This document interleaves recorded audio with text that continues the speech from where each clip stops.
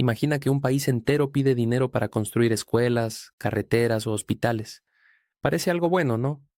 Pero con el paso de los años, esa deuda crece y crece hasta que el presupuesto nacional ya no se decide en el propio país, sino en una oficina a millas de kilómetros de distancia.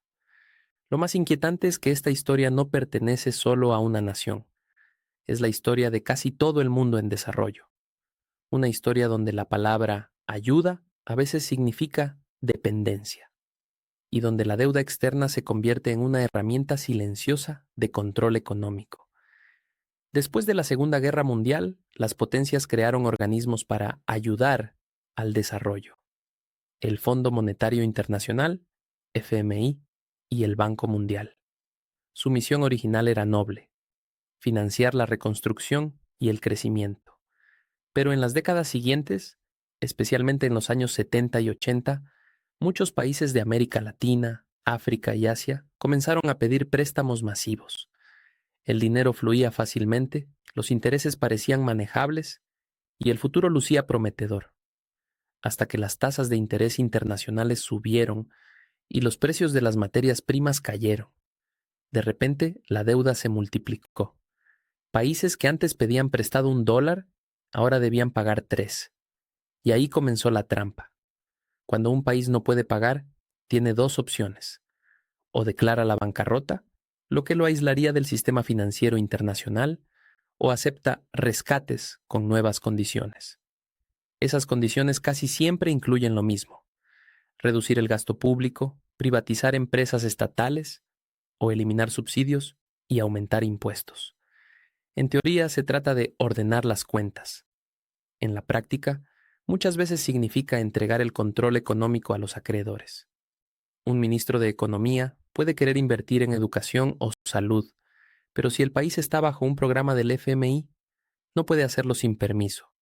Las decisiones nacionales se convierten en decisiones negociadas. Tomemos el caso de América Latina en los años 80, la llamada década perdida. La región destinaba más dinero a pagar intereses de deuda que a salud, educación o infraestructura. Los gobiernos se vieron obligados a recortar gastos, vender empresas y abrir sus mercados de golpe. El resultado fue un crecimiento mínimo y una desigualdad creciente. En palabras simples, el dinero salía más rápido de lo que entraba. Décadas después, algunos países lograron reducir su deuda, pero muchos otros siguen atrapados en el mismo círculo: pedir prestado para pagar lo que ya se debía. Es como usar una tarjeta de crédito para pagar otra, solo que, en este caso, el deudor no es una persona, sino una nación entera. Hoy la trampa es más sofisticada. Ya no siempre viene del FMI o del Banco Mundial. A veces proviene de bancos privados, de bonos en los mercados internacionales o incluso de otros países. El mecanismo, sin embargo, es el mismo: ofrecer financiamiento con condiciones que a largo plazo restringen la autonomía económica. Y mientras tanto, la gente común, tú, yo, cualquiera, paga las consecuencias en forma de inflación, recortes o falta de oportunidades. No es que la deuda sea mala en sí misma. De hecho, una deuda bien administrada puede impulsar el crecimiento.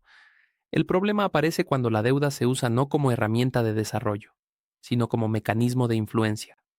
Cuando un país vive pendiente de sus pagos externos, su política económica se vuelve cautelosa, temerosa, reactiva. No se piensa en innovación o bienestar, sino en cumplir con las cuotas. Y lo más grave, la deuda se vuelve un asunto político, una herramienta que puede condicionar decisiones internas. Un gobierno que depende de un préstamo difícilmente se enfrente a quien le presta. Y así, poco a poco, el poder se desplaza de las urnas a los mercados, de los ciudadanos a los acreedores.